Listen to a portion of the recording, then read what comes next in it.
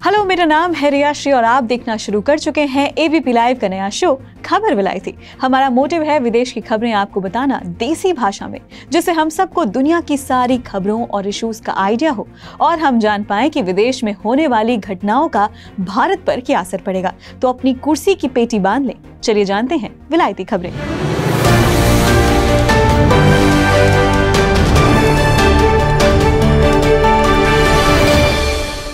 8 मार्च को international women's day के रूप में हम सब सेलिब्रेट करते हैं। वो एक ऐसा दिन है जब महिलाओं को लेकर काफी कुछ कहा जाता है, लिखा जाता है, हर तरफ भूमिका बांधी जाती है। माना कि महिलाओं के लिए दुनिया पहले से थोड़ी सी बेहतर हुई है, लेकिन जितनी होनी चाहिए थी हम अभी उससे काफी पीछे हैं। आज भी चाहे कोई महिला कितनी ही टैलेंटेड क्यों ना हो, कई बार उसके साथ भेदभाव होता है। महिलाएं पुरुष के मुकाबले ज्यादा योग्य हों, लेकिन वेतन के मामले में अभी भी काफी पीछे हैं। ये लिस्ट शायद ही खत्म हो। आज इस वीडियो में बात होगी इन खबरों की। जानेंगे कि अफगान महिलाओं ने ऐसा क्या किया कि तालिबान के उड़ गए होश।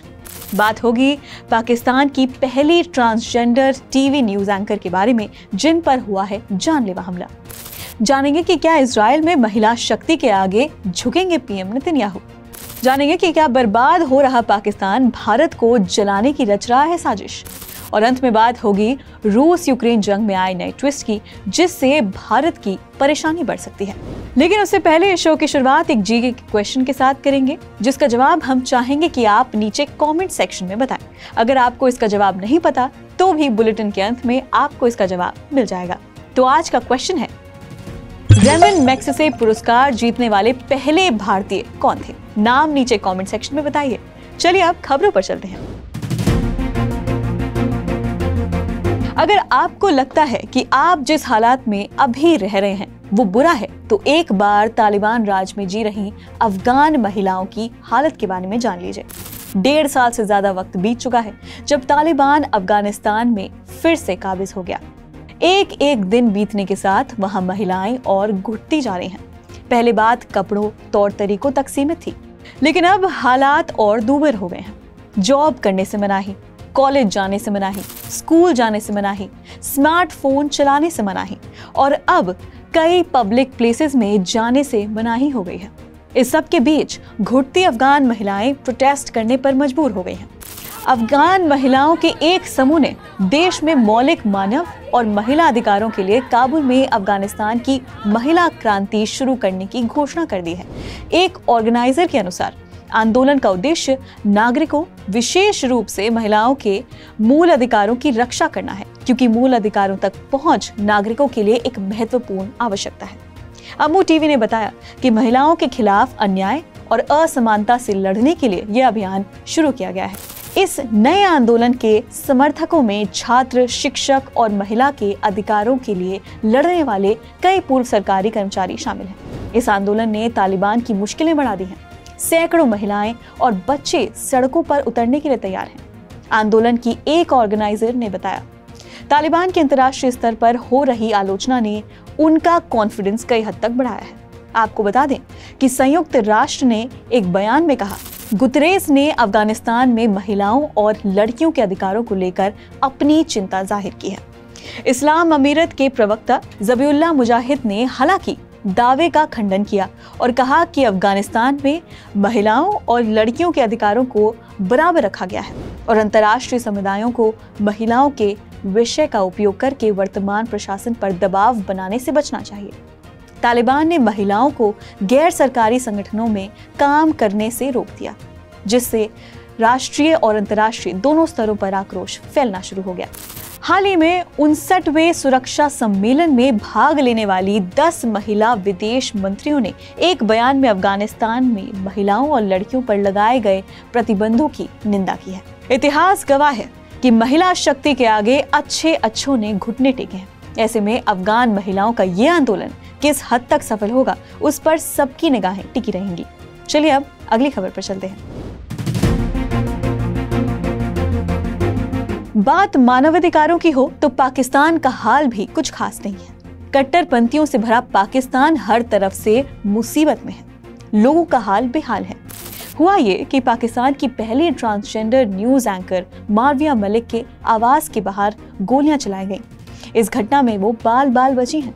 पाकिस्तानी मीडिया के मुताबिक 2 हमलावरों ने उनके घर के बाहर ताबड़तोड़ गोलियां चलाईं। ये घटना शुक्रवार को उस समय हुई जब वो पाकिस्तान के लाहौर में एक फार्मेसी से घर वापस लौट रही थी। पाकिस्तानी अखबार द डॉन के अनुसार मारविया के पास कई दिनों से धमकी भरे फोन आ रहे थे। दरअसल वो ट्रांसजेंडर समुदाय के अधिकारों के बारे में खुलकर बोलती हैं, जिस वजह से कई लोगों के निशाने पर आ गई। अब तो उनकी हत्या का प्रयास भी खुलेआम किया जा रहा है। मारविया ने इसे लेकर पुलिस में शिकायत भी की थी कि उनके पास थ्रेट कॉल्स आ रहे हैं। वे अपनी जान की सुरक्षा के लिए लाहौर से कुछ दिनों के लिए बाहर भी चली गई थी। कुछ दिन पहले ही वो एक सर्जरी के लिए लाहौर लौटी थी। वॉइस ऑफ अमेरिका से हुए एक इंटरव्यू में मलिक ने कहा कि अन्य ट्रांस लोगों की तरह मुझे अपने परिवार से कोई समर्थन नहीं मिला। अपने दम पर मैंने कुछ छोटे मोटे काम किए और अपनी पढ़ाई जारी रखी। मैं हमेशा एक न्यूज़ एंकर बनना चाहती थी और मेरा चयन होने पर मेरा सपना सच हो गया। 10वीं कक्षा के बाद मुझे बाहर निकाल दिया गया, जिसके बाद मैंने एक ब्यूटी सैलून ज्वाइन किया। इतना ही कमाया कि मैं कॉलेज की पढ़ाई पूरी कर पाऊं, लेकिन ये आसान नहीं था। मेरी कहानी सड़क पर भीख मांगने वाले ट्रांसजेंडर से अलग नहीं है। तो इससे पाकिस्तान में कैसे हालात हैं, आप आइडिया लगा सकते हैं। एक ऐसा देश जो आर्थिक बदहाली झेल रहा हो, जहां खाने के लाले हो, जहां बेरोजगारी चरम पर हो, उस देश में समाज से लड़कर एक ट्रांसजेंडर महिला का अपने दम पर काम करना बहुत बड़ी बात है। लेकिन उसका कट्टरपंथियों की नजर में खटकना कोई नई बात नहीं है। फिलहाल इस केस की जांच जारी है। मारविया को सिक्योरिटी दी गई है। महिला शक्ति का एक और प्रमाण मिल रहा है इजराइल में, जहां सैकड़ों महिलाएं नेतन्याहू सरकार के खिलाफ एक अनोखा प्रदर्शन कर रही हैं। पहले ये तस्वीरें देखिए। एक तरह के कपड़े, सफेद साफा, लाल पोशाक। ये कोई नॉर्मल आंदोलन नहीं है, बल्कि एक खास आंदोलन है।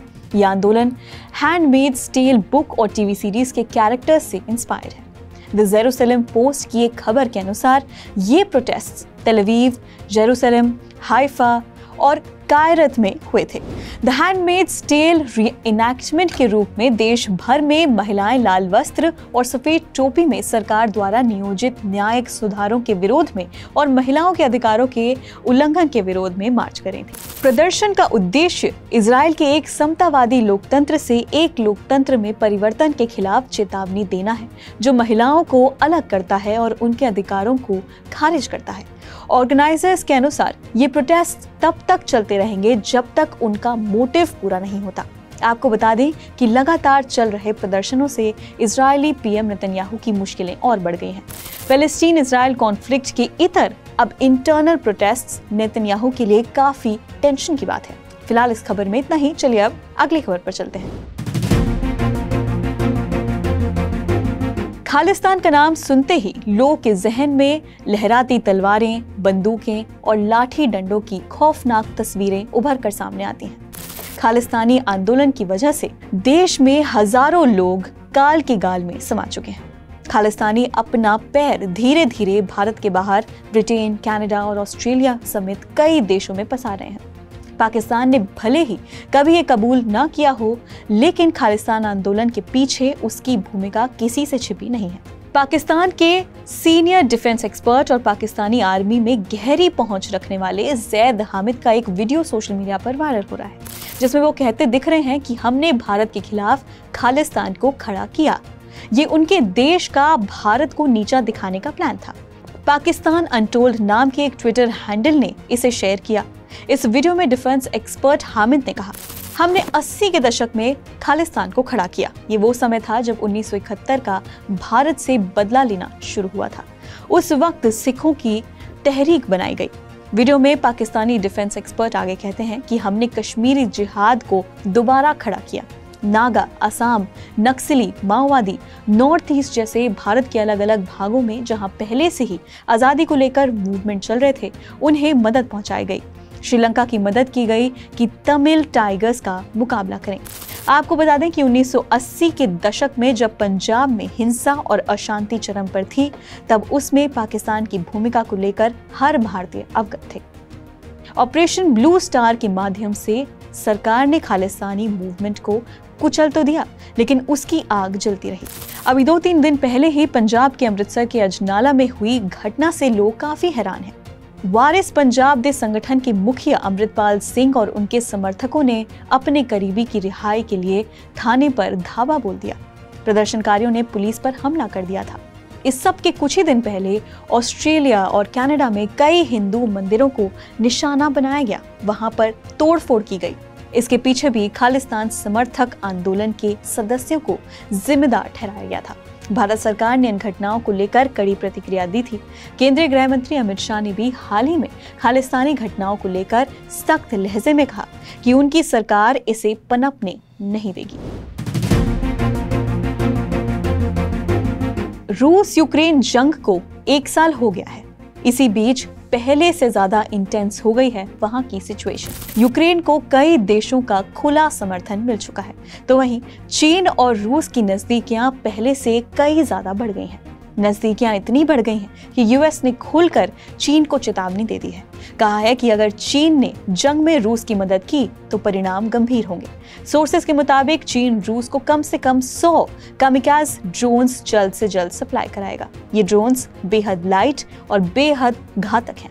लेकिन ये सब भारत के लिए परेशानी की बात क्यों है, वो जान लेते हैं। चीन भारत के बढ़ते वैश्विक प्रभाव से डरकर भारत के लिए समस्याएं खड़ी करता रहा है, जबकि दूसरी तरफ भारत रूस के संबंध एक लंबे समय से अच्छे रहे हैं। दोनों ही देशों ने मुसीबत के वक्त एक दूसरे की मदद करने से कभी भी हिचकिचाया नहीं। लेकिन यदि रूस की मित्रता चीन के साथ भारत से भी ज्यादा घनिष्ठ हो गई तो इसमें कोई दो राय नहीं है कि पिछले कुछ समय में रूस और चीन काफी करीब आए हैं। हर किसी ने देखा कि रूस और यूक्रेन के बीच हुए युद्ध में चीन किस तरह से रूस के साथ खड़ा रहा। यूक्रेन संकट ने रूस को चीन के और करीब ला दिया है। दोनों देशों के बीच व्यापार भी पिछले कुछ समय से काफी बढ़ गए हैं। चीन रूसी तेल, गैस, कोयले के लिए एक बड़ा बाजार है। वहीं चीनी राष्ट्रपति शी जिनपिंग तीसरी बार सत्ता में काबिज हुए तो रूसी राष्ट्रपति व्लादिमीर पुतिन ने उन्हें शुभकामनाएं दी। दोनों के बीच व्यापार के डेटा देखकर भी पता चलता है कि दोनों के बीच किस तरह के संबंध हैं। एक रिपोर्ट के मुताबिक पिछले वर्ष यानी 2022 के 11 महीने में रूस और चीन का द्विपक्षीय व्यापार 172.4 अरब डॉलर्स तक पहुंच गया। इसमें 32% की वृद्धि हुई है। इन 11 महीनों की अवधि के दौरान रूस का चीन में निर्यात 105.07 अरब डॉलर्स का रहा। इसमें 47.5% का उछाल आया है। वहीं चीन का रूस में निर्यात इस दौरान 67.33 अरब डॉलर्स का रहा। इसमें भी 13.4% का उछाल आया है। साल 2021 में दोनों देशों का द्विपक्षीय व्यापार 146.89 अरब डॉलर्स था, जो कि अपने आप में एक रिकॉर्ड था। चीन स्वयं को रूस के साथ खड़ा हुआ दिखाने का भरपूर प्रयास कर रहा है। शी जिनपिंग रूस और चीन के रिश्तों को दो महाशक्तियों के मिलन की तरह पेश कर रहे हैं। रूस की आर्थिक से लेकर वैश्विक स्तर पर सहायता करने का दिखावा चीन के लिए परम लक्ष्य बन गया है। लेकिन अभी तक इन सब से भारत रूस के रिश्ते प्रभावित होते नहीं दिख रहे हैं।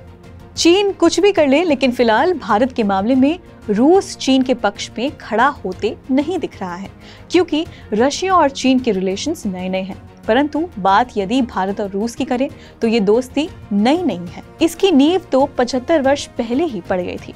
तब से लेकर अब तक दुनिया में बड़े बड़े बदलाव हुए, कई बड़ी समस्याएं आईं और दोनों देश सभी परिस्थितियों में एक दूसरे के साथ खड़े दिखाई दिए। भारत पाकिस्तान का 1971 का युद्ध तो आपको याद ही होगा।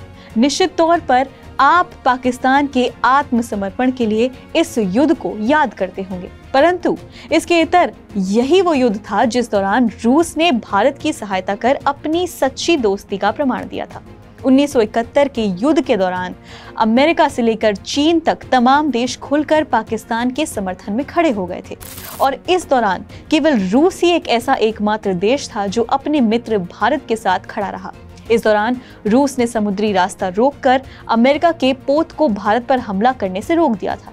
इस दौरान अमेरिका कई बार यूएनएससी में भारत के विरुद्ध प्रस्ताव लेकर आया, लेकिन रूस ने हर बार अमेरिका के प्रस्ताव पर वीटो दिया। चूंकि यूएनएससी का सदस्य भारत नहीं है, ऐसे में रूस ही था जो भारत के पक्ष में यूएनएससी में खड़ा हो गया था। भारत ने भी प्रत्येक मौकों पर रूस का समर्थन करने में कोई कसर नहीं छोड़ी है।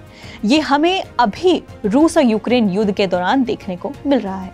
आज रूस यूक्रेन के बीच युद्ध चल रहा है, तो ऐसे में लगभग पूरी दुनिया ने रूस से मुंह मोड़ लिया। वो पुतिन को खलनायक की तरह दिखाने की कोशिश कर रहे हैं।